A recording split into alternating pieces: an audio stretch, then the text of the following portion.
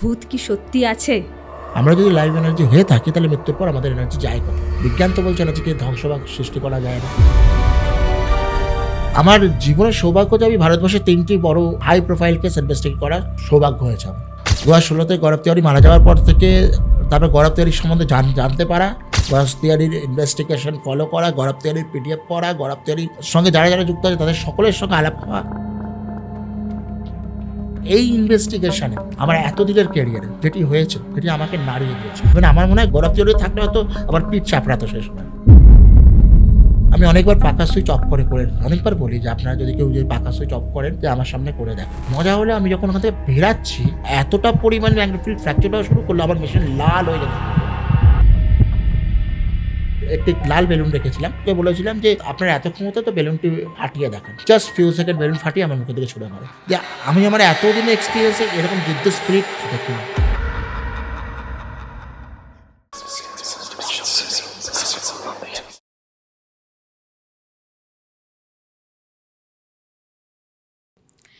নমস্কার, আমি সৌমিতা।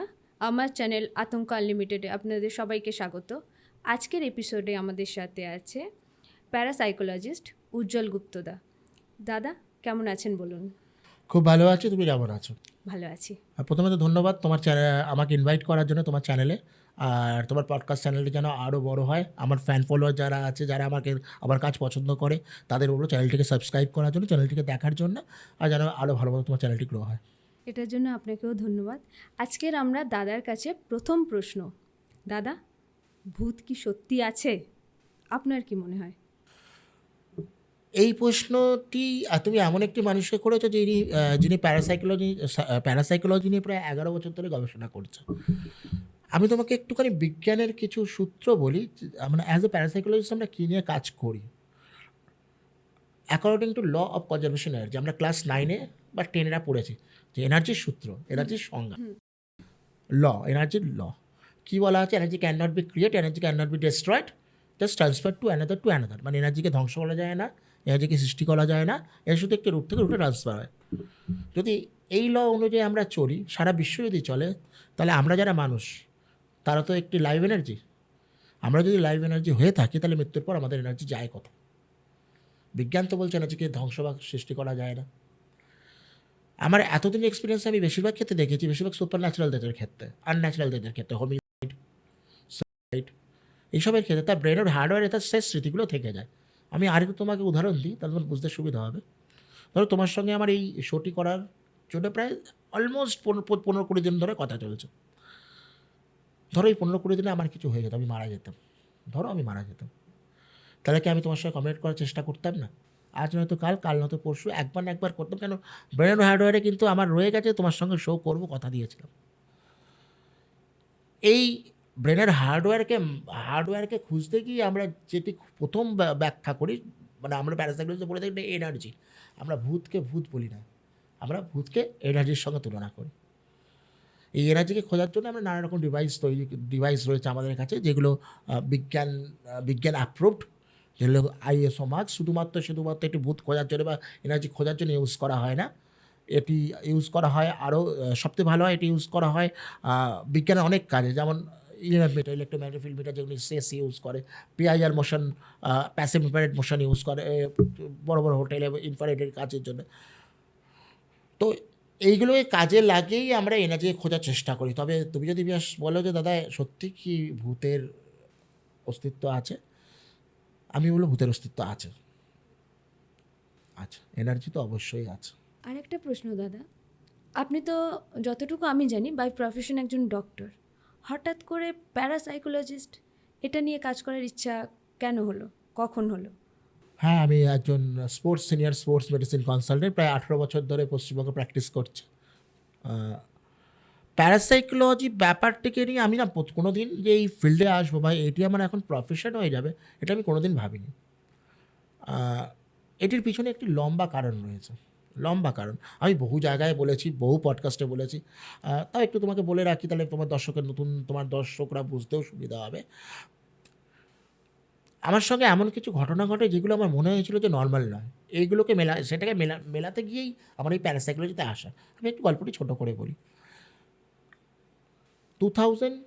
16 জানুয়ারি কি ফেব্রুয়ারি মাস নাগাদ আমি আমার আত্মীয়র বাড়ি থেকে রাত্রিবেলা করে ফিরছিলাম, ব্যারাকপুর হয়ে ফিরছিলাম, যেহেতু ওনার বাড়ি পলতায়। রাত্রির হয়ে গেছিলো, পৌনে একটা 1:30 বেজে গেছিলো। তো ব্যারাকপুর থেকে ক্রস করার পর ঠিক ব্যারাকপুরে একটি রাস্তা আছে, যেটা গাজাগলি বলে। গাজাগলি থেকে ক্রস করে তুমি যদি পুরনো রেজিস্ট্রি অফিসের দিকে আসো, ওখানেই কানেক্ট হয় বিটি রোড।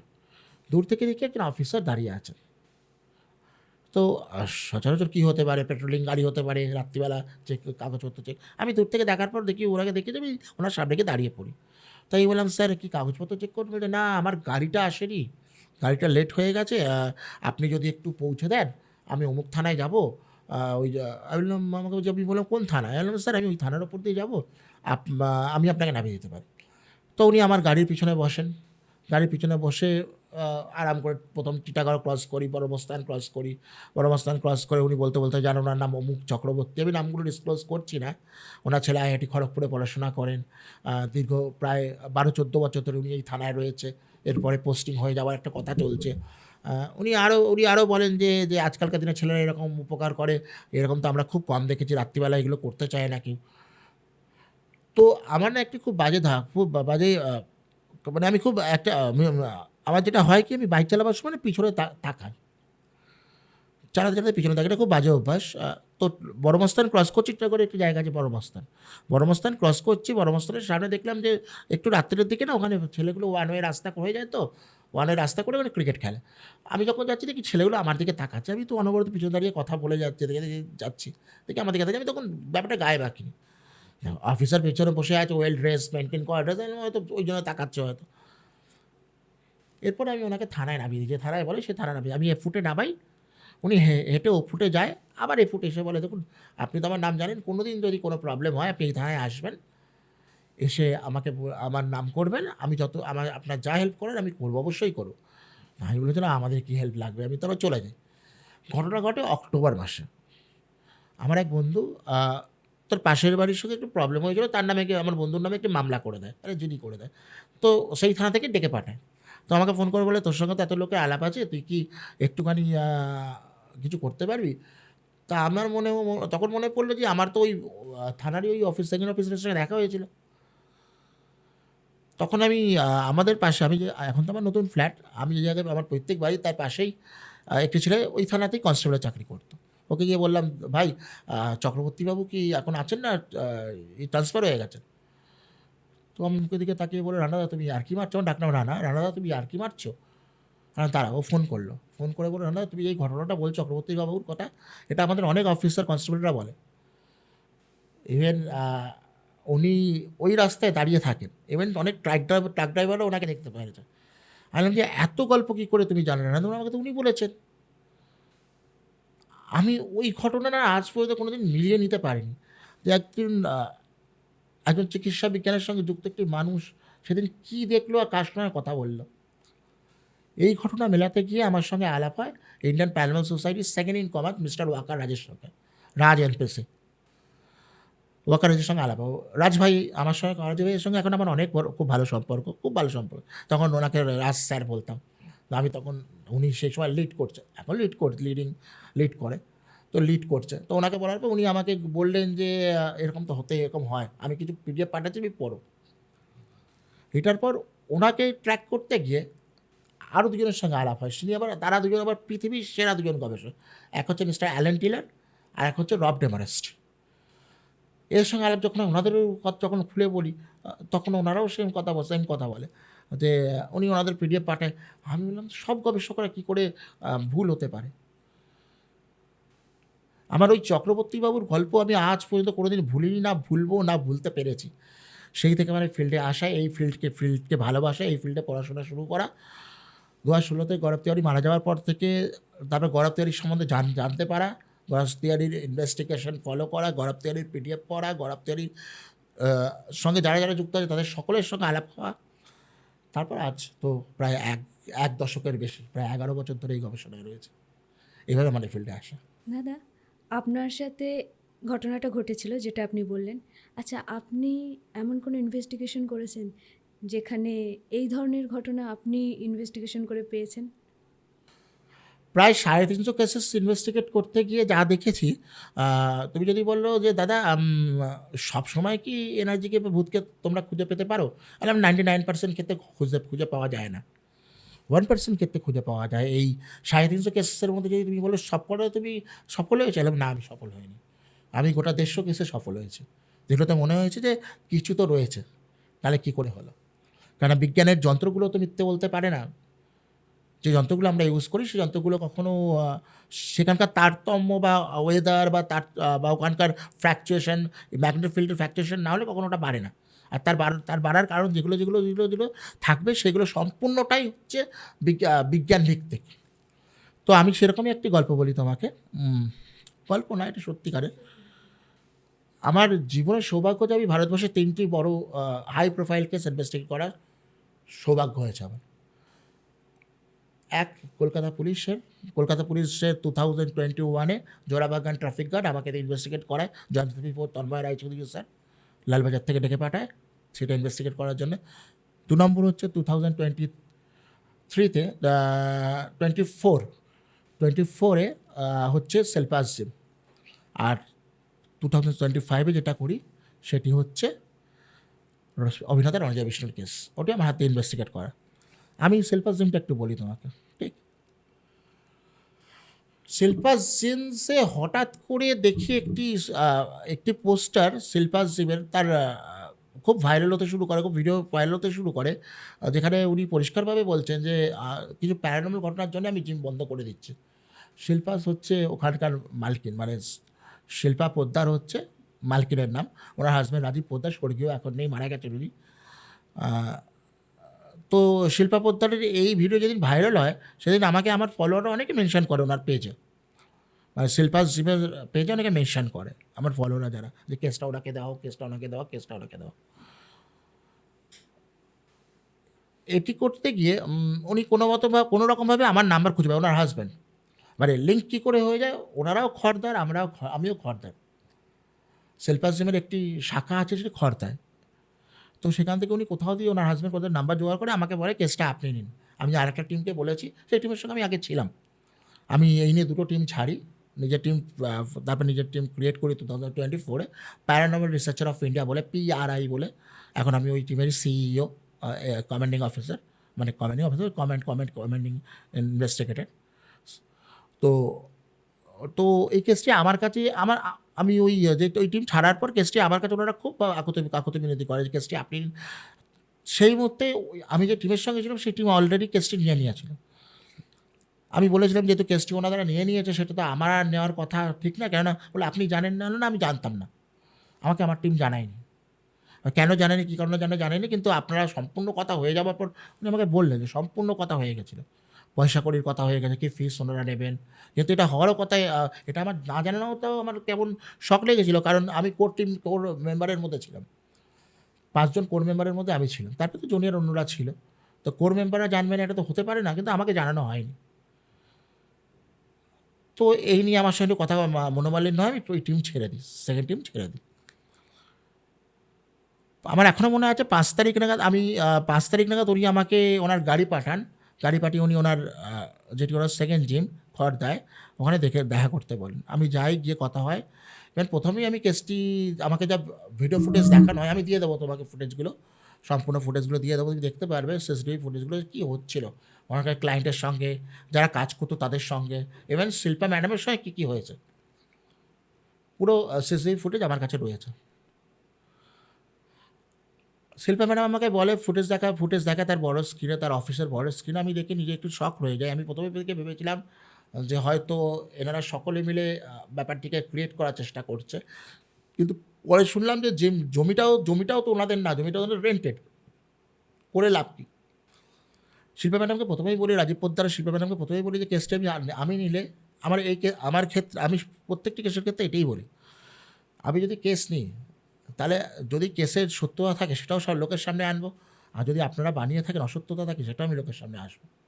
যদি এই মর্মে আপনি আমাকে কেস দেন তাহলে আমি কেস নিতে রাজি আছি, আমি কেস নেবো না। তো ওনারা বলেন যা খুশি করুন, আমাকে সত্যতা বের করে দিন। যারা যারা এই ভিডিওতে দেখা গিয়েছিল তাদের প্রত্যেককে আমি তার পরের রবিবার যেদিন যাই তার পরের রবিবার সবাইকে ডেকে পাঠাই। ইভেন 12 জনের মধ্যে 11 জনই সেম কথা বলেছিল, যা যা ফুটেজ দেখিয়েছিল তারা একই কথা বলেছিল।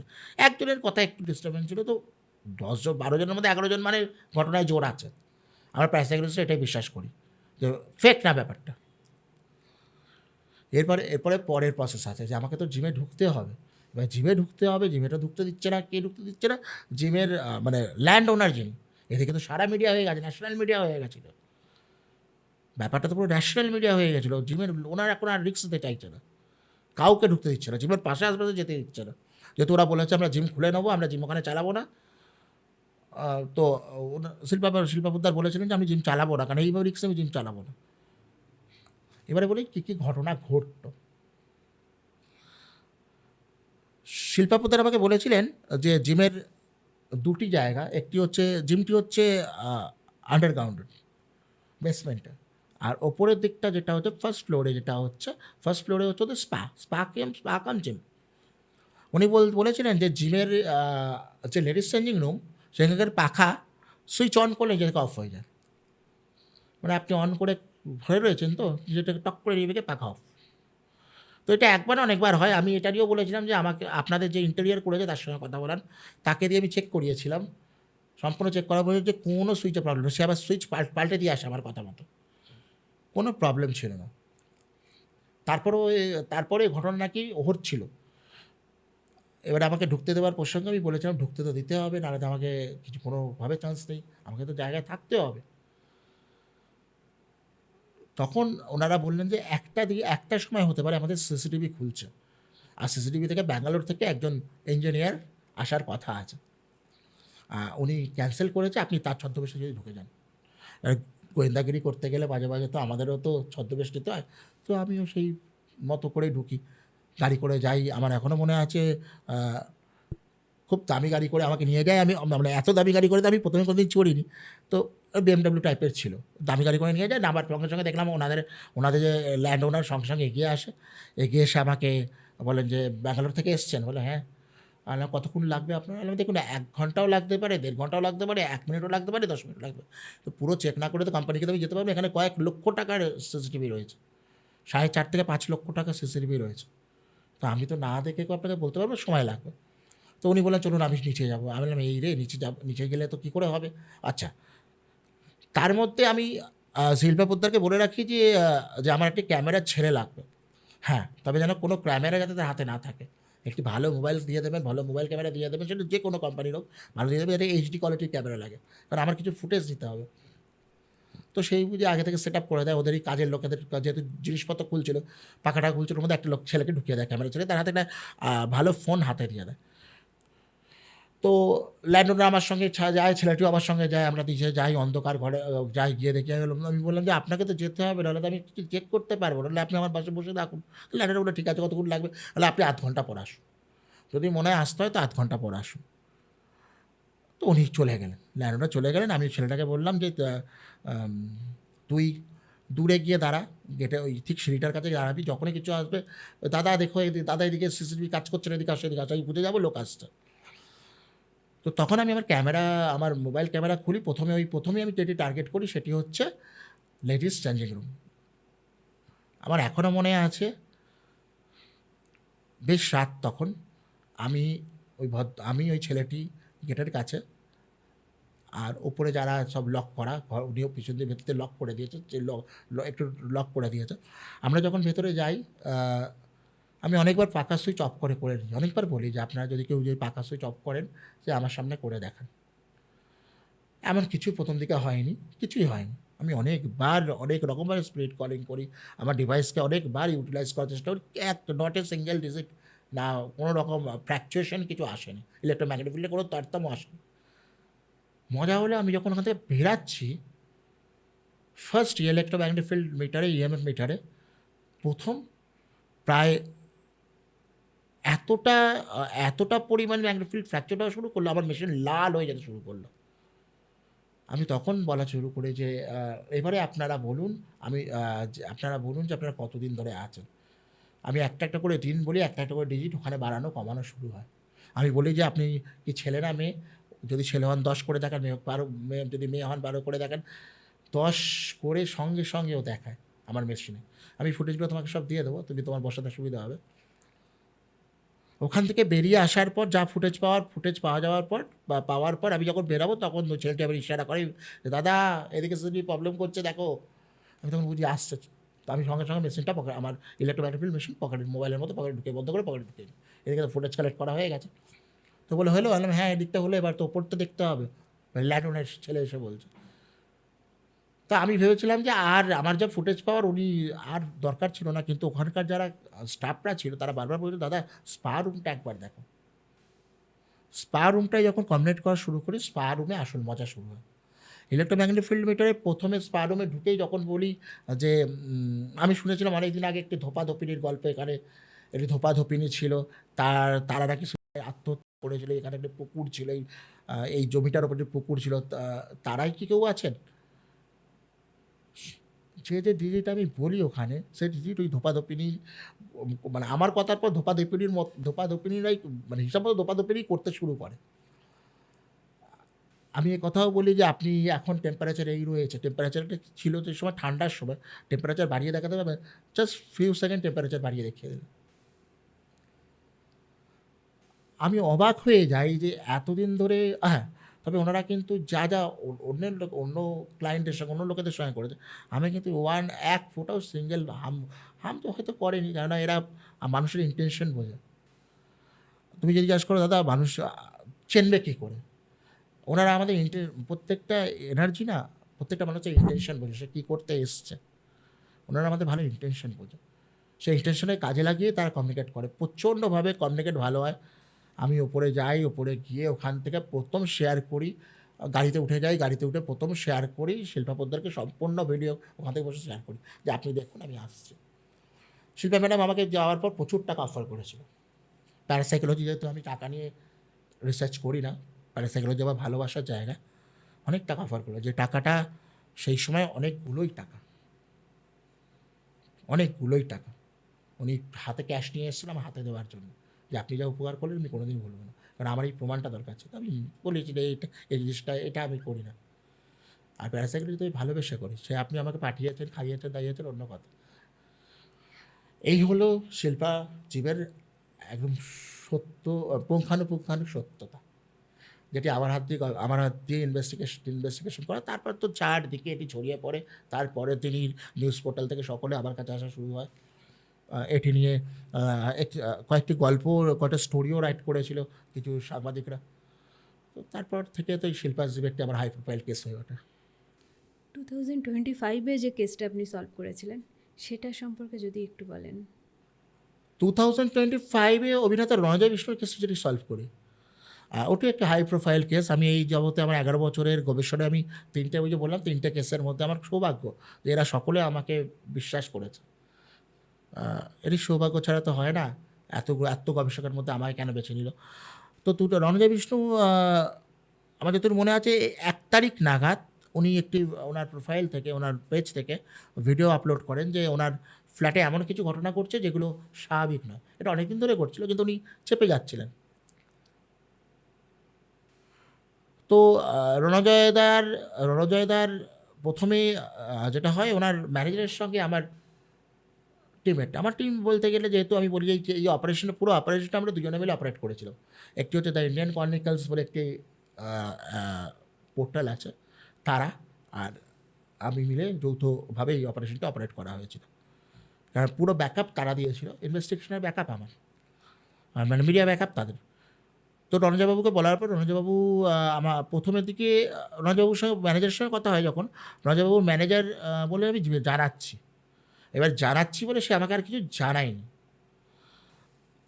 এরপর যেটা হয়, ঘটনা যেটা হয়, এরপরে রণজয়বাবুর সঙ্গে আমার ডাইরেক্ট কথা হয়, মানে ভায়া দ্য ইন্ডিয়ান ক্রনিকলসের সঙ্গে কথা হওয়ার পর আমার সঙ্গে যখন কথা হয়, রণজয়বাবু আমাকে বললেন যে একটু সময় দিন, বিকালের দিকে জানাচ্ছি। আমি জানি না উনি আমার ব্যাপারে কী তথ্য পেয়েছিল, জাস্ট 15 মিনিটের মধ্যে আমাকে ফোন করে বললো কখন আসবে। আমার এখনও মনে আছে, আমি কেসটি 2 তারিখ রাত্রিবেলা ইনভেস্টিগেট করেছিলাম, 3 তারিখে এটি পাবলিশ করি সব জায়গায় কী হয়েছিল না হয়েছিল। 1 তারিখ ওনার সঙ্গে উনি লাইভ করেন, 2 তারিখে রাত্রিবেলা উনি আমাকে ফোন করে বলেন কবে আসবেন।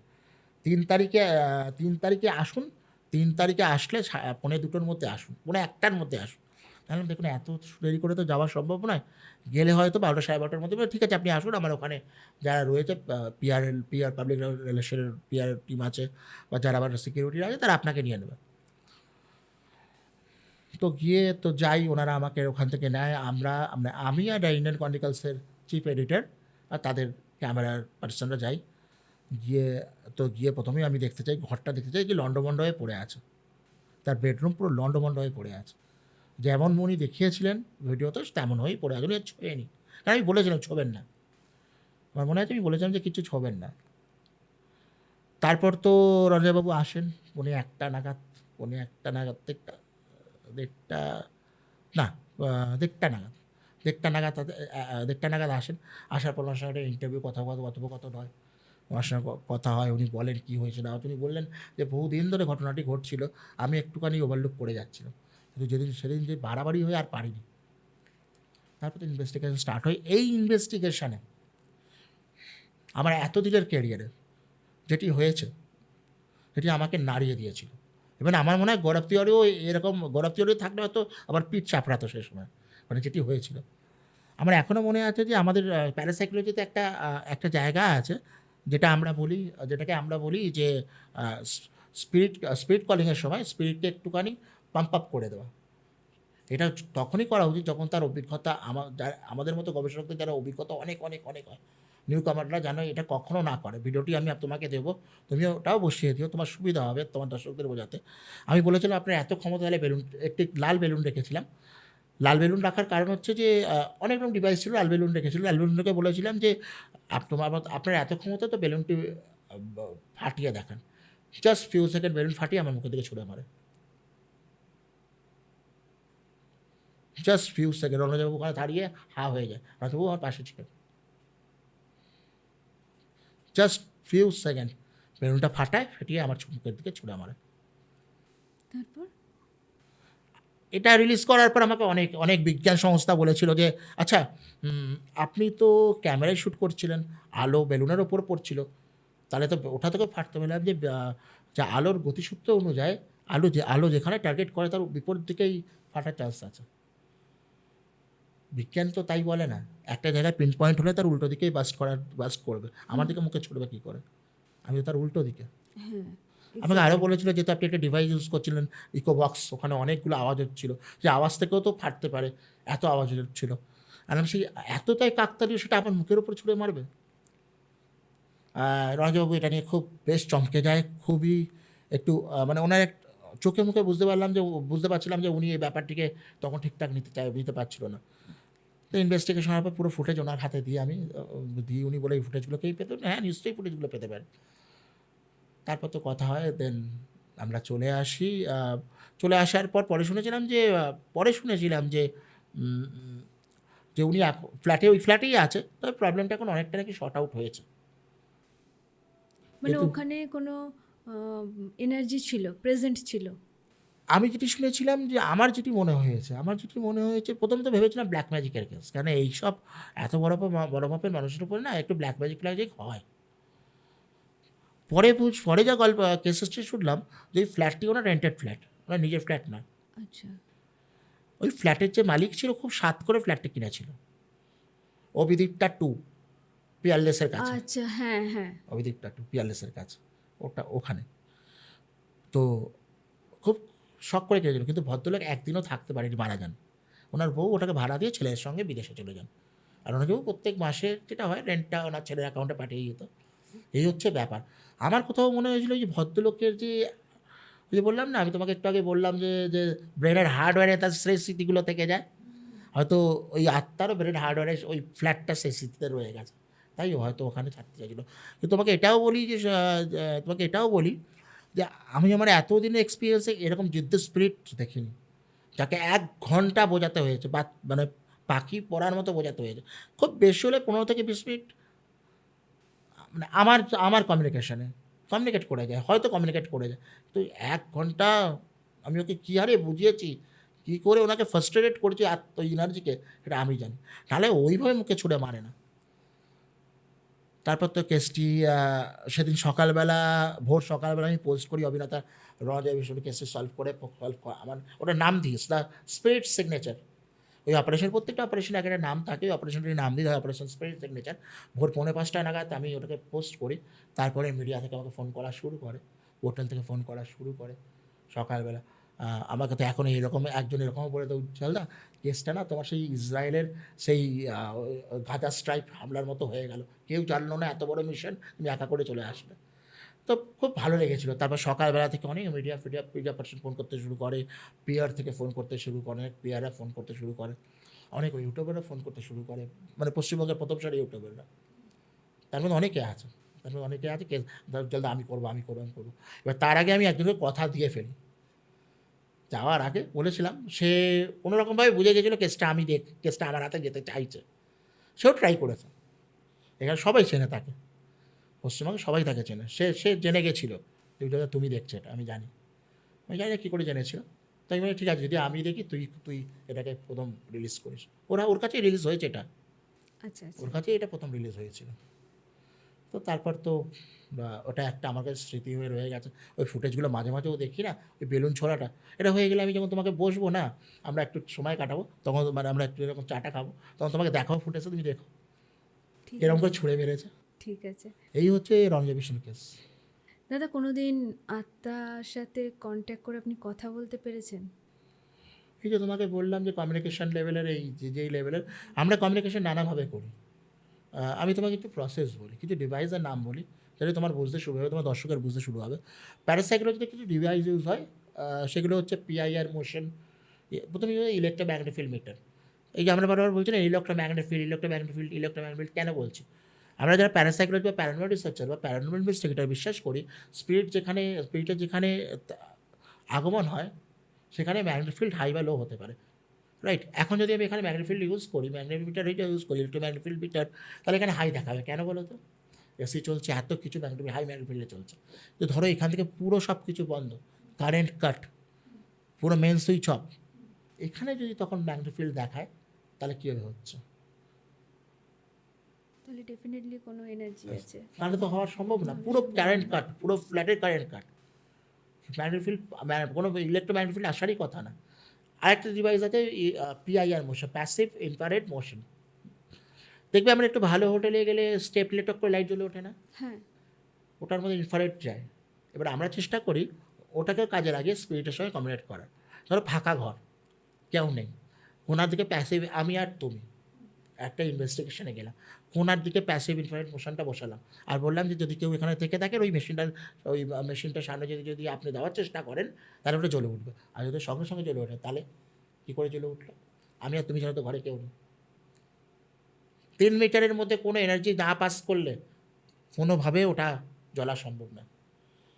আরও কিছু ডিভাইস আছে, একটি ডিভাইস বলি, তুমি যদি বলে যে তুমি কোনোদিন কথা বলেছো কিনা, বেশ কিছু জায়গায় এটাকে ডিভাইসটির নাম বলি, ডিভাইসটা ইকোবক্স, আমাদের ভাষায় এটাকে ইভিপি বলে, ইলেকট্রনিক্স ভয়েস ফিনোমেনা। ইকোবক্স হচ্ছে এমন একটি ডিভাইস যেটির মধ্যে দুটি চ্যানেল করা থাকে, যার মধ্যে A to Z random word যায়। ধরুন আমরা কোথাও ইনভেস্টিগেশনে গেলাম, সেখানে আমরা বিশ্বাস করি, আমরা যেটা প্যারাসাইকোলজিস্ট তারা বিশ্বাস করি, স্পিরিট রেডিও ফ্রিকোয়েন্সিকে ম্যানিপুলেট করতে পারে, রাইট? ওটা রেডিও ফ্রিকোয়েন্সিতেই কাজ হয়, মেগাহার্টজে কাজ হয়। তো আমরা যখন ওটা দিয়ে কমিউনিকেশন করি, তখন ধরো একটি জায়গায় আমরা যখন কমিউনিকেট করতে গেলাম, এখন যদি বলে যে এই ঘরের মধ্যে কজন আছে, সেখানে যদি 3 বেরায়, সেটা ওর মধ্যে নেই। যা এখানে যারা আছে তাদের মধ্যে একজনের নাম বলতে পারবে, সেখানে যদি সমিতা বেরায়, সেটা ওর মধ্যে নেই। কিছু কোনো এনার্জি সেটাকে কাজে লাগিয়ে, রেডিও ফ্রিকোয়েন্সি কাজে লাগিয়ে এটা বলার চেষ্টা করছে। আমি তো একটি গল্প বলি, তুমি শুনলে বুঝতে পারবে। দুর্গাপুরের একটি কেসে, একটি স্কুলের কেসে, আমার জীবনের প্রথম কেসে, আমি ওই কেসটিতে যাই যখন, সেকেন্ডবার যখন যাই, প্রথমবারে তো খুব একটা ভালো কমিউনিকেট হয়নি। সেকেন্ডবার যখন যাই, তখন আমার এখনও মনে আছে, আমি জিজ্ঞেস করেছি আপনি আমার নাম বলতে পারবেন? সেখান থেকে ডক্টর উজ্জ্বল গুপ্ত নামটা পরিষ্কার। এই ফটোটা তোমাকে আমি দিয়ে দেবো, তুমি ফুটেজটা তুমি এখানে বসিয়ে দেবে, তবে তোমার দর্শকদের বুঝতে সুবিধা হবে। দাদা, এমন একটা মানে কেস বলুন যেখানে যেখানে স্পিরিটের সাথে আপনি যখন কন্ট্যাক্ট করেছেন আপনার সিম্প্যাথি লেগেছে, মানে কষ্ট হয়েছে। এই কিছুদিন আগে, বেশ কিছুদিন ধরে কেস এই জন্য নিচ্ছি না যে যেহেতু শ্রেষ্ঠ বাঙালি অ্যাওয়ার্ডস 2024 পাওয়ার পর একটু ফ্যাসিনেশন এসে গেছিলো যে হাই প্রোফাইল কেস ছাড়া নেব না। হয়তো কেসটি নিতামই না, কিন্তু মেয়ে ব্যাপারটি যখন 14 বছরের একটি বাচ্চা মেয়ের কেস, তখন না নিয়ে পারলাম না। তার মা, তার সৎ বাবা কাকুতি মিনতি করতে মানে দরকার হলে পায়ে পড়া শুরু করেছে যে আপনি ব্যাপারটাকে রিভিল করুন। কষ্ট 14 বছরের মেয়ে, তুমি যদি বলো তুমি দাদা সিম্প্যাথি, প্রচণ্ড প্রচণ্ড কষ্ট পেয়েছিলাম। একটি 14 বছরের মেয়ে, তার বয়ফ্রেন্ড তার ছবি সোশ্যাল মিডিয়ায় ছড়িয়ে দেবে বলে বলে বলে ভয় দেখানোর ফলে মেয়েটি সুইসাইড করে, আর মেয়েটি আত্মহত্যা করে যে ফ্ল্যাটে, সেই ফ্ল্যাটেই মেয়েটি থেকে যায়। ঘটনাটি বাড়াবাড়ি শুরু তখন হয় যখন ওই ফ্ল্যাটে তো ওনারা ছেড়ে চলে যান, মানে ওনার সৎ বাবা মা ছেড়ে গিয়ে পুরোনো বাড়ি চলে যান। একটু ঘটনার মনেও হচ্ছিল যে ঘরে কিছু হচ্ছে হচ্ছে হচ্ছে, তো ওই জন্য ফ্ল্যাট ছেড়ে দিয়ে চলে যায়।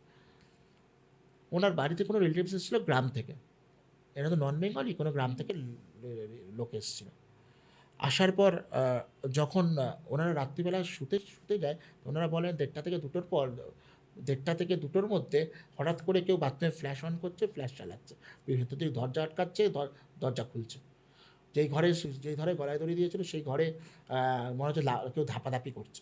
ওরা 3:15 নাগাদ পালিয়ে যায়, তালা মেরে বাড়িতে চলে যায়। তারপর কেসটি আমার কাছে আসে। কেসটি ইনভেস্টিগেশন করার সময় এতটাই ইমোশনাল হয়ে পড়েছিলাম, আমার এখনও মনে আছে, আমি তোমাকে ফুটেজ দেবো, যে দেখো একটা 14 বছরের মেয়ের এত গোপন কথাগুলো তোমাকে তো আমি বলতে পারবো না, কি কেউ বলেছে না বলেছে, এটি বলা উচিত না, কেন সে অ্যাডাল্টও ছিল না। কিন্তু আমার এখনও মনে আছে একটি ডিভাইস আমি বসেছিলাম ইএমএফ মিটার রঙের ইলেকট্রোম্যাগনেটিক ফিল্ড দোকানে, ইএমএফ মিটার এখানে ইউজ করেছিলাম। একটা হচ্ছে ডিজিটাল, একটা অ্যানালগ। আমি ডিজিটাল মিটারটা উপরে বসে বলেছিলাম যে বেটা ইসকো गिरा के देखा सकोगे, জাস্ট ফিউ সেকেন্ড, ব্যাস। এই ফুটেজটাও তোমাকে আমি দিয়ে দেবো, তুমি অ্যাড করে দিও, এখন হয়ে যাওয়ার পর তোমাকে এই ফুটেজটা আমি দেখাবো। আরও আমি ইমোশনালি ছেলেটির ব্যাপারে অনেক রকমের, মানে এতটাই ভালোবেসে ফেলেছিল, এখনও এই স্পিরিট কনফিউশনে ছিল। আর এই কেসের ক্ষেত্রে ওনার মানে ওই স্পিরিটের বোন আর মা আমাকে খুব হেল্প করে, কেননা আমার মনে হয়েছিল যে তাদের ওকে ইমোশনাল টাচ দিতে হবে। জাস্ট 4 সেকেন্ডের মধ্যে কমিউনিকেশন স্টার্ট করে দেয়, জাস্ট 4 সেকেন্ডের মধ্যে। আপনি যখন কমিউনিকেশন করেন স্পিরিটের সাথে, তো স্পিরিট কি এটা বলে যে এই কাজটা আমার করা উচিত হয়নি, কি এটা না করলেই পারতাম? দেখো তুমি যখনই না করা উচিত, মানে আত্মহত্যা করা উচিত হয়নি কিনা, দেখো আত্মহত্যা ব্যাপারটি এমন একটা জায়গা না, প্রচণ্ড মানুষের সেই তাড়না না পড়লে মানুষ কখনো আত্মহত্যা করে না। মৃত্যু তখনই বেছে নেয়। আমি চিকিৎসা বিজ্ঞানের সঙ্গে যুক্ত, যাকে আমি তোমাকে ভালো বলতে পারি। আত্মহত্যা যারা করে না ফাইনালি, তারা মাইন্ডটাকে সেই লেভেলে নিয়ে চলে যায় যখন তার মৃত্যু ছাড়ার কোনো পথ থাকে না। তো আত্মহত্যা যে কত কষ্ট, তুমি যাই করো না কেন, তুমি গলায় চলে তাই, তুমি নিজের হাতে শিরা তাই, তুমি বিষ খাও তাই, তুমি গায়ে আগুন লাগাও তাই। মানুষ না মেন্টালি তখন না ভেবে নেয় কিছু করতে হবে, বাঁচার আর ইচ্ছা নেই। না এরকম তো অনেক সময় হয়, তারা তো একটু ফিলিংটা দেখো, তারা যদি মনে করে যে আমি ভুল না করে থাকি, তারা কোনো কমিউনিকেট করতো না। তারাও কোথাও না কোথাও মনে করে যে হয়তো আমাদের এটা করা, আমার এটা করা ঠিক হয়নি। যখন তাকে সব তো দেখতে পারে, তারা হয়তো এখানেই হয়তো কেউ বসে আছে, আমরা দেখতে পাচ্ছি না, তারা আমাদের বোঝানোর চেষ্টা করছে না, কিন্তু হয়তো এখানে রয়েছে। সম্পূর্ণ তার ইন্টেনশন তার। আমি একটা কথা বারবার বলি যে স্পিরিট কি আমাদের ভাষা বোঝে? স্পিরিট আমাদের ইন্টেনশন বোঝে, মানুষটা কেমন। স্পিরিট, আজ আমরা এই গল্প করছি, ও 7 দিন আগে থেকে জানে যে এই গল্প হবে।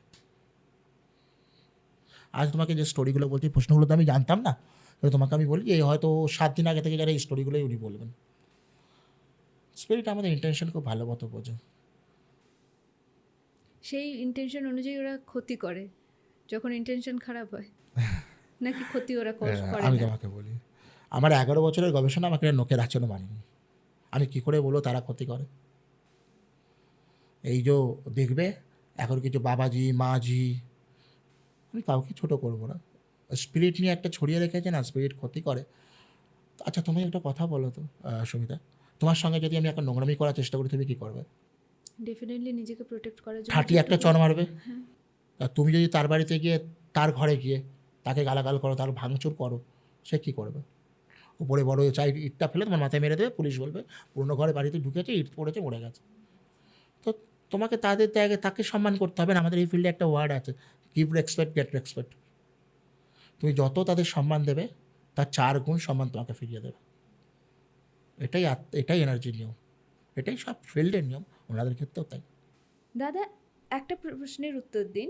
মানুষের সবচেয়ে বড় ভুল ধারণা কি এই প্যারানর্মাল নিয়ে? প্যারাসাইকোলজি সাবজেক্টটাই এমন হচ্ছে যে অনিশ্চয়তায় ভরা, ঠিক। তবে আমি বলবো যারা প্যারাসাইকোলজি নিয়ে করে খাওয়ার কথা ভাবছেন তারা প্যারাসাইকোলজি নিয়ে কোনোদিন গবেষণা করবেন না, কারণ এই ফিল্ডে করে খাওয়ার জায়গা কোনো নেই। 11 বছরের গবেষণায় বলি এখনও পর্যন্ত এই ফিল্ডে কোনো রকম টাকা আসে না। হ্যাঁ, আপনি যদি অন্য কিছু করেন, আমি ওই বললাম গিভ টু এক্সপেক্ট, আপনি যদি জ্যোতিষ হতে পারেন সেখানে টাকা আছে, আপনি যদি তন্ত্রবিদ হতে চান সেখানে টাকা আছে, কিন্তু প্যারাসাইকোলজিতে কোনো টাকা নেই। প্যারাসাইকোলজিতে আপনাকে সেই ভূত বাড়িতে গিয়েই রাত কাটাতে হবে, ভূত বাড়িতে গিয়ে আপনাকে গবেষণা করতে হবে। এই ফিল্ডের কোনো রকম কোর্স হয় না, আপনাকে কোনো সিনিয়রকে বেছে নিতে হবে। সবাই ভাবে যে প্যারাসাইকোলজিস্ট মানেই ওঝা, কিন্তু প্যারাসাইকোলজিস্ট মানে ওঝাগুলির নয়, কিন্তু প্যারাসাইকোলজিস্ট হচ্ছে তারা যারা প্যারাসাইকোলজি নিয়ে গবেষণা করে। বিজ্ঞান, সাইকোলজি প্লাস প্যারাসাইকোলজি দুটোকে সংযম করে একসঙ্গে করে সেটাকে নিয়ে তারা কাজ করে। বারবার বলবো যে প্যারাসাইকোলজিস্টে কখনো আপনার ওই তান্ত্রিক বা গুণিন তাদের সঙ্গে মিলিয়ে ফেলবেন না। আপনারা যদি তাদের কেস দেন, তাদের কাছ থেকে তাদের সায়েন্টিফিক ব্যাখ্যা শোনার চেষ্টা করবেন, যেটা আপনি অন্য কারোর কাছে পাবেন না। ভুল ধারণা মানুষের এখনও রয়ে গেছে, এখন অনেক জায়গায় রয়ে গেছে প্যারাসাইকোলজি নিয়ে। মানে সব এখন মানুষ না এটা নিয়ে খুব করে খাচ্ছে। সেটাতে কোনো অসুবিধা নেই, কিন্তু এমন কিছু এইসব এনার্জিকে নিয়ে এমন কিছু বলাও ঠিক নয় যেগুলো গিয়ে মনে হয় যে তাদেরও কোনো জায়গায় অপমান করা হচ্ছে। কারণ আমরা যদি আমাদের যদি মান সম্মান থাকতে পারে তাহলে তাদের থাকবে না? ताराओ तो एनर्जी माने बोले ना, अगर आप भूतों पे विश्वास करते हो तो आपको भगवान को विश्वास करना पड़ेगा, अगर आप आत्मा को विश्वास करो तो आपको परमात्मा को विश्वास करना। एरा होच्छे परमात्मा। तो आत्मा परमात्मा मिलन होले तबेई तो জায়গায় ঠিক জায়গায় পৌঁছানো। তো এই ভুল ধারণা রয়েছে। ভালো ভালো প্যারাসাইকোলজিস্টকে বেছে নিতে হবে যদি আপনি কোনো কেস দেন, কিন্তু তাদের গুণিন বা ওঝা ভাববেন না। উজ্জ্বলদার সাথে আজ এই পর্যন্ত আমরা আড্ডা দিলাম। পরের এপিসোডে আবার আমরা উজ্জ্বলদার কথা তো অবশ্যই শুনবো। আপনাদের কেমন লাগলো সেটা জানাতে অবশ্যই ভুলবেন না। আর ভিডিওটা লাইক আর সাবস্ক্রাইব তো অবশ্যই করবেন। দাদা নমস্কার। নমস্কার।